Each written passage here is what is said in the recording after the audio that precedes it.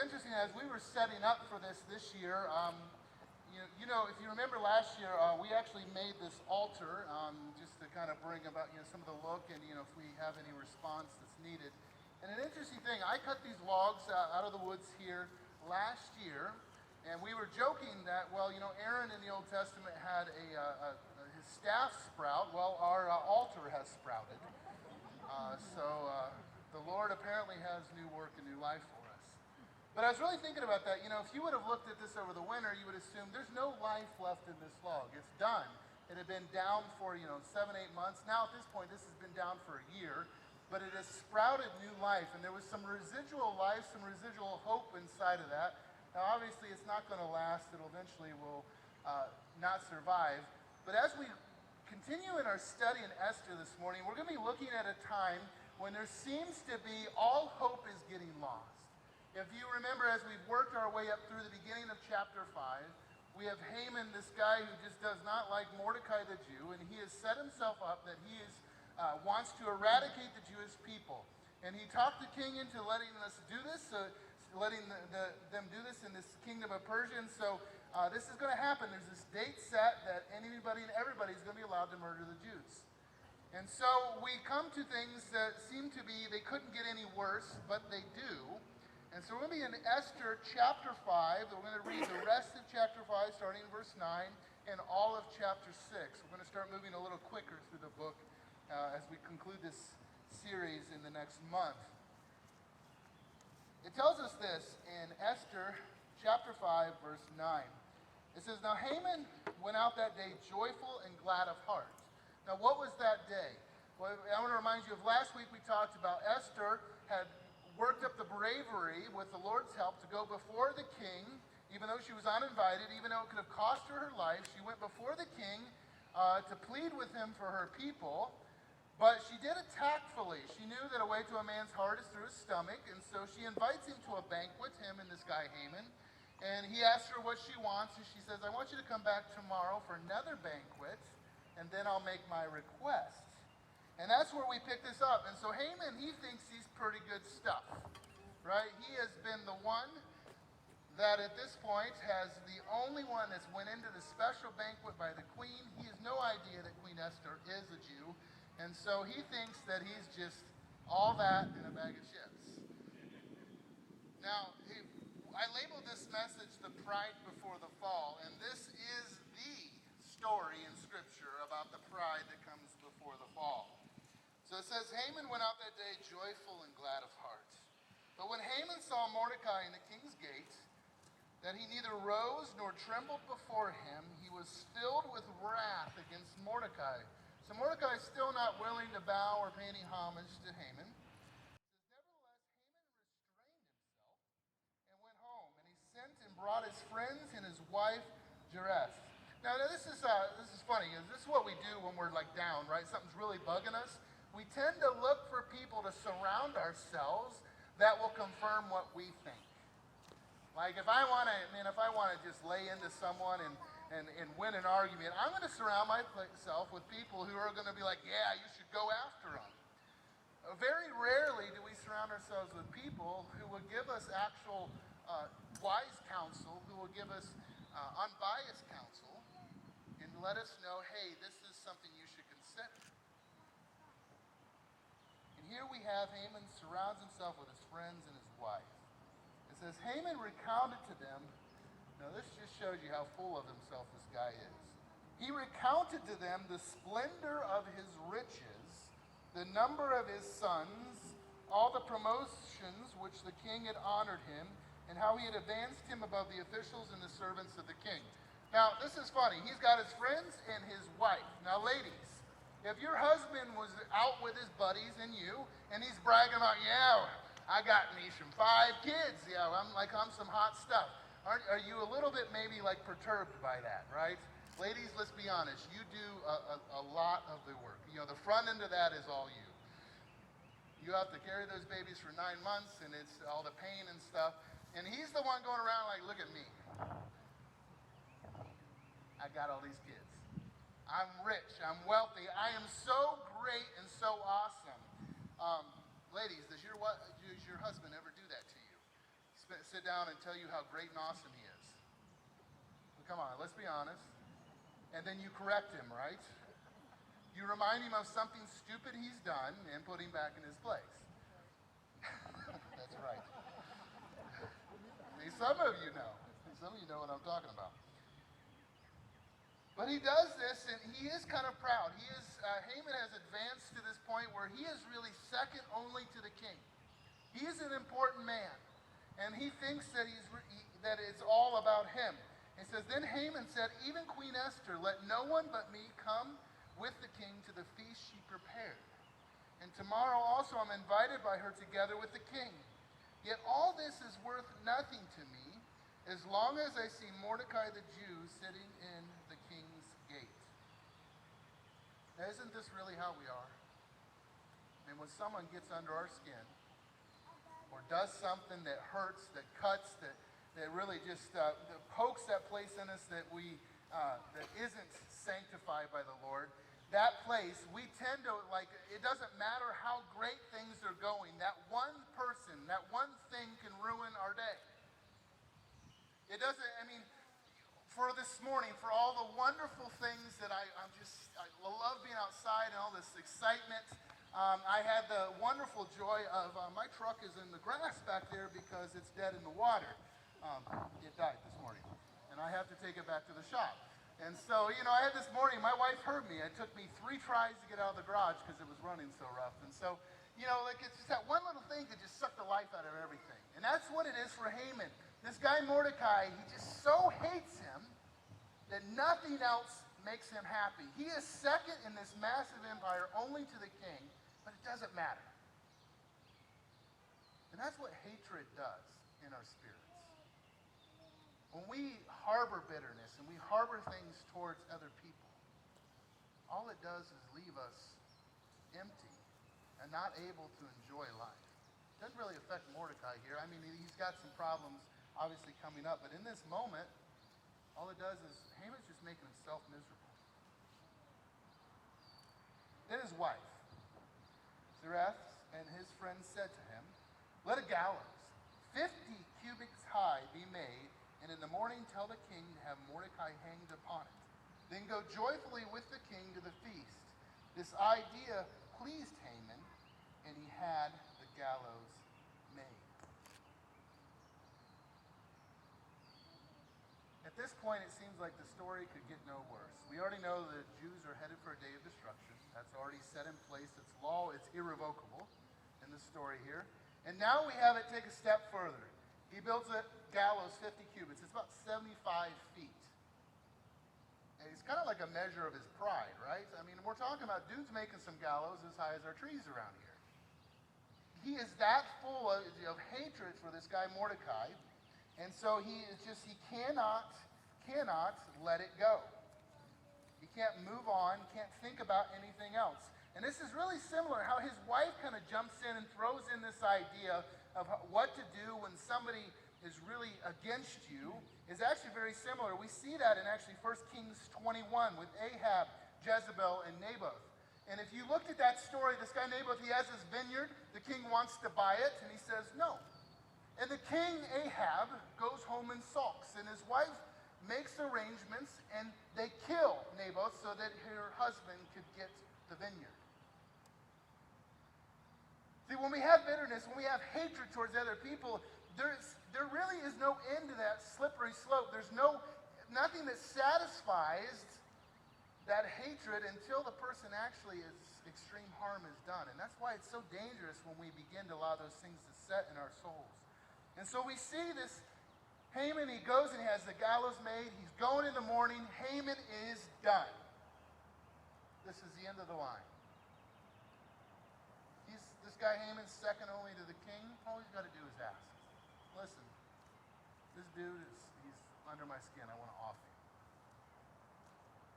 In chapter 6, verse 1, is the pinnacle or the climax of this story. And it's really, would seem really uneventful if you were there. It says in chapter 6, verse 1, on that night the king could not sleep. Seems like no big deal, right? Well, there's an interesting thing about Esther that I learned even this week as I was studying.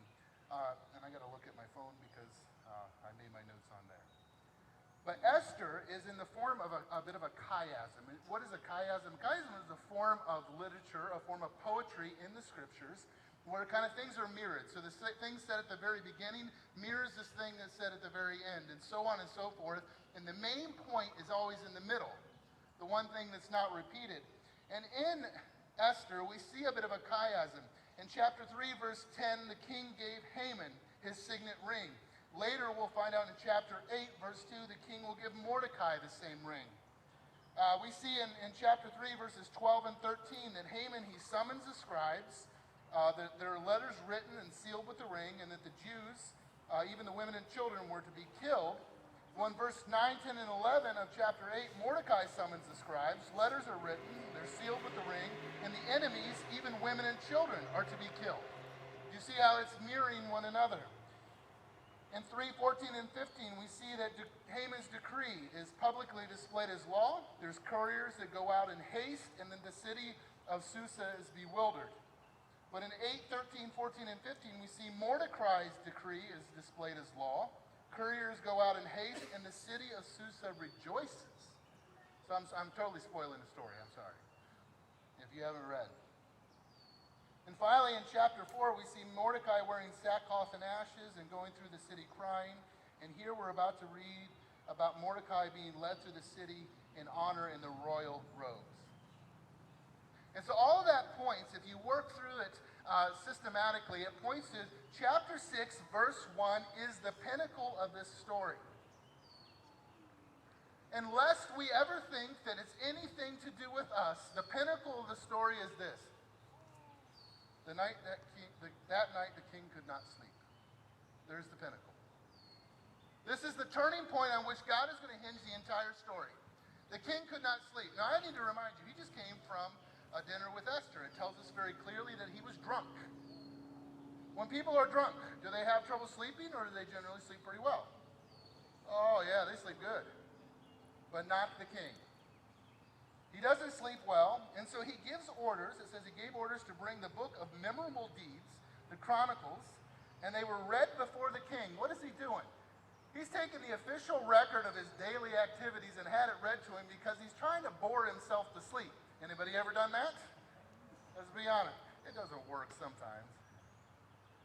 But sometimes it does, man. You get just the right book, man, it'll lull you to sleep in no time.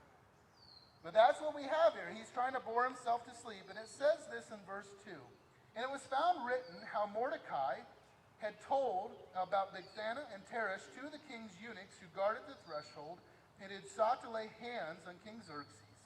And the king said, "What honor or distinction has been bestowed on Mordecai for this?" The king's young men who attended him said, "Nothing has been done for him." So it just happens to be, he cannot sleep. He says, "Hey, read me something from the past. I need you to bore me to sleep." And what does he read? What gets read to him is the story of Mordecai saving his life. And so now, if he wasn't already not sleeping, now he's like, "Wow, was anything done?" Because I told you, in that culture, it was normal for them to promote someone who would, serve them well, protected the king. Why? Because that's how you protect yourself. You surround yourself with loyal people. And at that same time that Mordecai had done this, we had seen Haman get promoted and not Mordecai, and there was no reason why. And so they said, "Nothing's been done." And the king said, "Who is in the court?" So he says, "Listen, who around here, somebody in charge, who's here that's important?" And this is what they say. Now Haman had just entered the outer court of the king's palace to speak to the king about having Mordecai hanged on the gallows that he had prepared for him. Do you see the irony here? Do you see how he's about to fall flat on his face? This is the story of Scripture about the pride before the fall. And so the king's young men told him, "Haman is there standing in the court." And the king said, "Let him come in." So Haman came in, and the king said to him, "What should be done to the man whom the king delights to honor?" And Haman said to himself, "Well, whom would the king delight to honor more than me?" Now, it's almost comical, isn't it? It is comical. This guy is so full of himself that when the king asks, like, hey, if I wanted to honor someone, how would you do it? And Haman is so full of himself, he thinks to himself, well, of course he's wanting to honor me.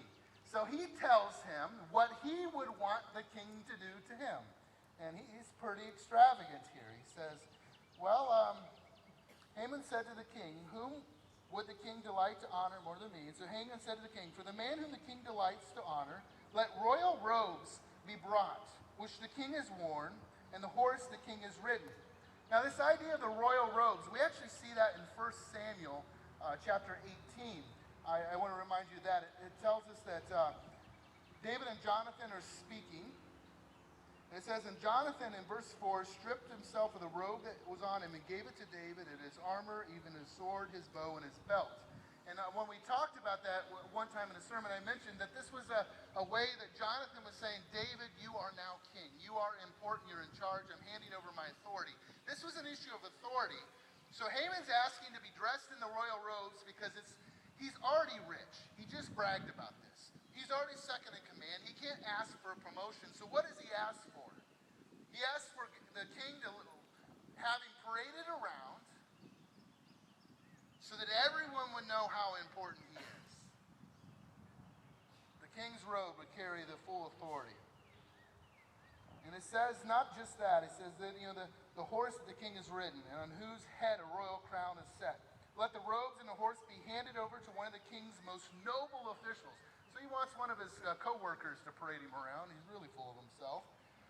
Let them dress the man whom the king delights to honor, and let them lead them on the horse through the square of the city, proclaiming before him, thus shall it be done to the man whom the king delights to honor. And he's got quite the plan. This is every bit of the pride that he can muster. I don't know if I've ever known anyone with remotely this much pride. If you think you rival it, you should really humble yourself. This guy is a mess. And here's the king's response. And the king said to Haman, hurry, take the robes and the horse as you said, and do so to Mordecai the Jew who sits at the king's gate. Leave out nothing that you have mentioned. Do you imagine the pit in his stomach at this moment? He just spelled out everything he would like done to himself. This is all the stuff that would make me just like, everybody be like, that dude, he's important. And now he is told, commanded. Now we have to understand, in this culture, this command, if he doesn't obey, that's death. He has no choice. Go parade around Mordecai.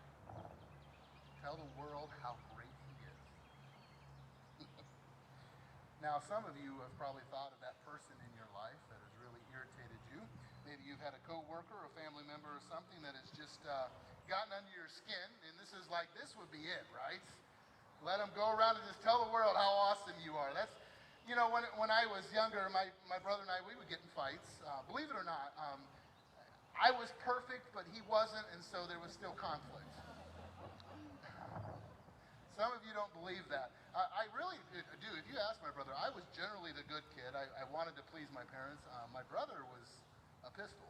He really was. But we got into trouble. And I remember there was so many times. I can remember one of the times my dad just looking straight at us, and he's like, listen up.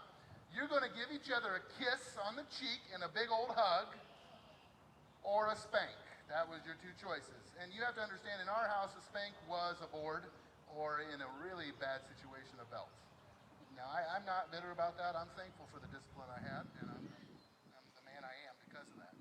So, don't go after my dad for child abuse or anything. Tune-up, yeah, that's right, Mike. The tune-up.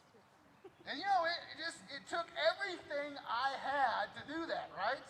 Because at that moment, man, I wanted to pound my brother.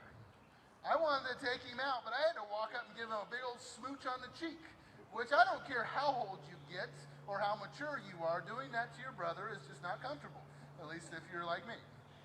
And so that Dad got at it, and that's what we see here with Haman. He's got to do the exact thing, the exact opposite of what he would want to do to Mordecai. So it starts with simply, God does not allow the king to sleep. And it sets into a affect this chain of events that will eventually be the downfall of Haman. So Haman took the robes and the horse, and he dressed Mordecai and led him through the square of the city, proclaiming before him, "Thus shall it be done to the man whom the king delights to honor." Tells us that Mordecai returned to the king's gate, but Haman hurried to his house, mourning with his head covered. And Haman told his wife Zeresh and all his friends everything that had happened to him. Then his wise men and his wife said to him, "If Mordecai, before whom you have begun to fall, is of the Jewish people, you will not overcome him, but will surely fall before him." Do you hear his wife's words? His wife in this moment recognizes this isn't just like my husband's humiliation. My husband crossed the line. And I think she recognizes the truth of this book of Esther. The book of Esther is about the sovereignty of God and how he controls the affairs of men, whether or not we would admit it or not. And she recognizes in this moment, listen, if this has happened, there's something against you. There's something stopping you, and you're going to fail. And she begins to recognize it. But I think that the thing about this story today is, as I process this, this whole story I said from the beginning is all about the sovereignty of God. God is not explicitly mentioned because it's about how God works in those unseen ways. When you think about not sleeping at night, could there be any more of an insignificant thing to happen that God would use to change the course of history? I don't know about you. I have sleepless nights sometimes. It's not necessarily God. Sometimes it's because, I had something to eat I shouldn't have. I mean, we've been there, right? Had something, that pizza right before bed, that never bodes well. Or for me, if I had some gluten, that's just bad news because then I'm just hurting. I'm laying there just in pain and I'm not sleeping. But in this moment, God uses what seems to be such an insignificant moment. And I think there's a lesson here that we need to realize in the kingdom of God. Oftentimes, the times that God moves in the most incredible ways, the times that he just explodes something new into life, starts with what seems like a really insignificant moment. Friends, so often when God and his kingdom moves, it doesn't start with some big show and some big bang. It starts in a tiny moment in a believer's life where God breaks through in what seems like an insignificant way, but has eternal consequences. And I think we need to recognize that it's so often we can get caught up in the day-to-day and like, man, my day, every day is the same, and there's nothing exciting, there's nothing new. But God can take the little, the insignificant, those tiny little moments, and he can use them to advance his kingdom. And so it's not just about having or desiring God to move. I think it's about having a posture where we expect God to do something in those moments. That we're sitting back saying like, man, God, what are you going to use today for? Today, when I had to work through like how my kids were fighting and how I reacted, and that small thing of whether I fly out the handle and get mad or I discipline them in love, man, God might work in that moment. Maybe it's a moment at work when it's a small thing and maybe you could take a shortcut, but you don't. You do the right thing. You stay the extra hours, and you do it the way you're supposed to. And it seems so insignificant, but those tiny little moments are the moments that God often works his greatest miracles in. I've blown away sometimes when, we have healing once a month. We pray for people to be healed. And so often it's the times that I'm just really like, man, Lord, this is it. This is the big one. This would really move, and God doesn't answer. But then other moments where it's like I'm praying, and it's almost like I'm doing this out of obedience, Lord, but I don't know what to even expect here. And then God does an incredible miracle. We put an altar here because an altar, I think, is a huge symbol of who we are as a church. Because just in the 6 years I've been here, we've seen certifiable miracles as we pray. As we do something small obedience, a small moment, where a couple elders gather and they pray. And every time we pray, we're hopeful, we trust that God's going to do something, but we never know what it's going to be. But man, sometimes he just breaks through in incredible ways. So So I think we need to have a posture of watching for that. Watching for the small moments when God might do something. Watching for the small moments that may feel insignificant at the time. God will use in incredible ways. Amen? I'm going to invite the team to come back up.